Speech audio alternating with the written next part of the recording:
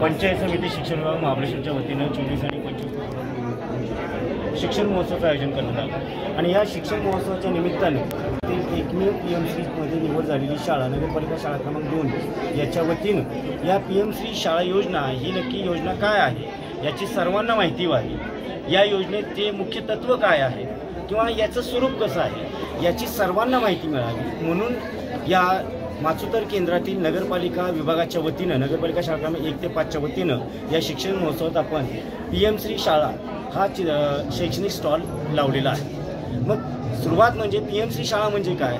PMश्री शाळा PM rising school for India सर्वत्र आता लागू होत असलेला NEP 2020 हा NEP 2020 अंतर्गत बदलते जे शैक्षणिक धोरण आहे या शैक्षणिक धोरणाची अंमलबजावणी आहे।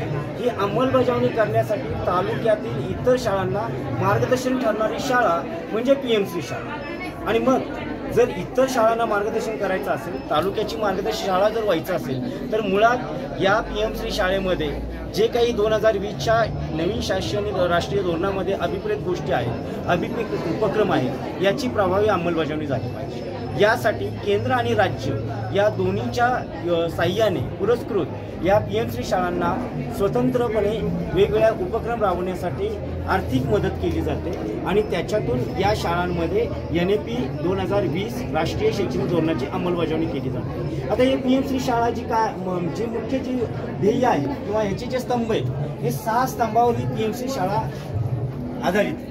याच्यामध्ये पहिला स्तंभ नवीन राष्ट्रीय पहिल्या स्तंभाच्या ज्या गोष्टी आहेत त्या म्हणजे अभ्यासक्रम, अध्यापन शास्त्र पद्धती आणि मूल्यमापन, म्हणजे पूर्णपणे हा अध्यापन शास्त्रावर आधारित स्तंभ आहे। म्हणजे तिथली जी विद्यार्थ्यांची गुणवत्ता आहे ही गुणवत्ता, या गुणवत्तेचं जे परिमाण आहे किंवा या गुणवत्ता जे मोजण्याचं परिमाण आहे हे या अभ्यासक्रमामध्ये आहे। दुसरा आहे प्रवेश आणि पायाभूत सुविधा। जर या शाळांमधले विद्यार्थ्यांना नवीन राष्ट्रीय शैक्षणिक धोरणानुसार जर अभिप्रेत असलेलं जर उद्दिष्ट गाठायचं असेल तर मुळात पहिल्यांदा त्या शाळांमध्ये काही पायाभूत सुविधा असल्या पाहिजे। त्या कोणत्या आहेत याच्यावर दुसरा स्तंभ आहे। तिसरा स्तंभ आहे तो मानव संसाधन आणि शालेय नेतृत्व। आणि मग याच्यामध्ये सगळ्यात पहिल्यांदा जो शिक्षक या PMश्री शाळेचा घटक आहे या शिक्षकाचं सक्षमीकरण झालं पाहिजे, त्याचं व्यावसायिक प्रशिक्षण झालं पाहिजे, त्याला पहिल्यांदा PMश्री शाळा म्हणजे काय हे समजलं पाहिजे। या दृष्टीने काही उपक्रम आहेत। याचा जो चौथा स्तंभ आहे तो समावेशन आणि लिंग समभाव, म्हणजेच याचं उद्दिष्ट जे आहे ते विद्यार्थ्यांचे शारीरिक, सामाजिक आणि मानसिक आरोग्य सुरक्षित ठेवणं। याच्या दृष्टीने या PMश्री शाळांमध्ये विविध योजनांच्या उपक्रमांची अंमलबजावणी आहे। पुढचा जो 5वा स्तंभ आहे व्यवस्थापन, सहनियंत्रण आणि प्रशासन। याच्या दृष्टीनं जे नवीन राष्ट्रीय शैक्षणिक धोरणामध्ये समग्र प्रगती पुस्तकं असेल ते ज्या काही उद्दिष्ट साध्य करायचे त्याच्यासाठी हा 5वा स्तंभ आहे। आणि 6वा स्तंभ आहे लाभार्थ्यांचं समाधान। याच्यामध्ये शिक्षणाच्या संदर्भात जे सगळे घटक आहेत, मुख्याध्यापक, शिक्षक, विद्यार्थी, पालक, समुदाय इत्यादींच्यासाठी ज्या लाभार्थ्याची योजना आहे या योजना याच्यामध्ये अपेक्षित आहेत। आता मुख्य म्हणजे या PMश्री योजनेसाठी जे शासनाकडून मदत केली जाते त्या आर्थिक निधीतून जे उपक्रम राबवायचे याच्यामध्ये जे महत्त्वाचे उपक्रम आहेत एकूण 13 उपक्रम आहेत। त्यातला पहिला उपक्रम आहे राष्ट्रीय आविष्कार अभियान। दुसरा जो उपक्रम आहे राष्ट्रीय आणि आंतरराष्ट्रीय प्रख्यात तज्ज्ञ व्यक्तींचे मार्गदर्शन। म्हणजे या मुलांना, या शाळेत शिकणाऱ्या मुलांना आंतरराष्ट्रीय दर्जाचं अनुभव मिळावा, मार्गदर्शन मिळावं म्हणून आंतरराष्ट्रीय दर्जाचे व्याख्याते आयोजित करण्यासाठी देखील शाळेला निधी उपलब्ध करून दिला जातो।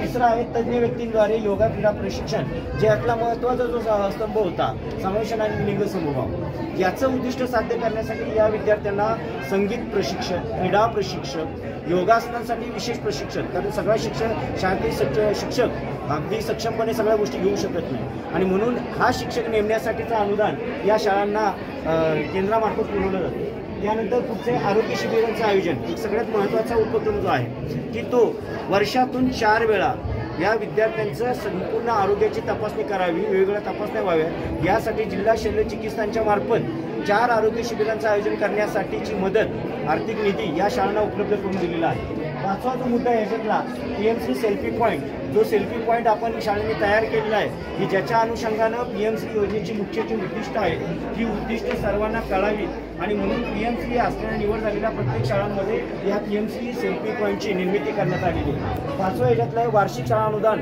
की याच्यातून शाळांमध्ये ज्या भौतिक गरजा आहेत त्याच्यामध्ये शौचालय दुरुस्ती असेल, इमारत दुरुस्ती असेल, त्याचबरोबर आवश्यक काही शाळांसाठी गोष्टी असतील, याच्यासाठी शाळेला रक्कम रुपये 75,000चं वार्षिक अनुदान या PMC योजनेतून प्राप्त आहे. पुढं मुलींच्या सुरक्षतेसाठी याच्यामध्ये सॅनिटरी पॅडची योजना आहे की ज्या 5वीच्या वरच्या मुली आहेत यांच्या आरोग्यासाठी त्यांची व्यवस्थित काळजी घ्यावी म्हणून विविध तज्ज्ञांचे व्याख्यान, त्यांना आरोग्यासंदर्भातली माहिती, त्यांच्यामध्ये जागरूकता आणि सॅनिटरी पॅड खरेदी करण्यासाठी अनुदान त्याच्यामध्ये PMC योजनेमध्ये आहे. सगळ्यात महत्त्वाचं याच्यामधलं म्हणजे हरित स्कूल शाळा, ही शाळा म्हणजे याच्यातील परसबाग असेल किंवा वृक्ष लागवड, वृक्ष संगोपन हे करण्यासाठी लॉनची निर्मिती करण्यासाठी या शाळांना सेपरेट विशेष अनुदान दिलेलं आहे. सगळ्यात महत्त्वाचं आहे अपंग विशेष गरजाधारक बालकांसाठी समावेशित शिक्षक, त्याच्यामध्ये या शाळा संगोपन हे करण्यासाठी लॉनची निर्मिती करण्यासाठी या शाळांना सेपरेट विशेष अनुदान दिलेलं आहे. सगळ्यात महत्त्वाचं आहे अपंग विशेष गरजाधारक बालकांसाठी समावेशित शिक्षक, त्याच्यामध्ये या शाळांमध्ये जे विद्यार्थी आहेत यांची तज्ज्ञांमार्फत तपासणी करायची, त्यांच्यातले न्यूनत्व शोधायचे आणि ते न्यूनत्व दूर करण्यासाठी मग साधनांची गरज असेल किंवा विविध प्रोत्साहनपर योजना असतील, हे करण्यासाठी निधी या ठिकाणी उपलब्ध करून दिलेला आहे. तर हे संपूर्ण एकंदरीत PMC शाळेचं स्वरूप संपूर्ण तालुक्यातील सर्व शाळांना, कारण तालुक्यामध्ये फक्त 2 PMC शाळा आहेत, एक नगरपालिका शाळा क्रमांक 2 महाबळेश्वर आणि दुसरी आहे जिल्हा परिषद प्राथमिक शाळा गोडवली, पण तालुक्यातील इतर 200 शाळांना ही PMC शाळा योजना कळावी म्हणून या शिक्षण महोत्सवाच्या माध्यमातून या स्टॉलच्या आधारे हा केलेला एक छोटासा प्रयत्न.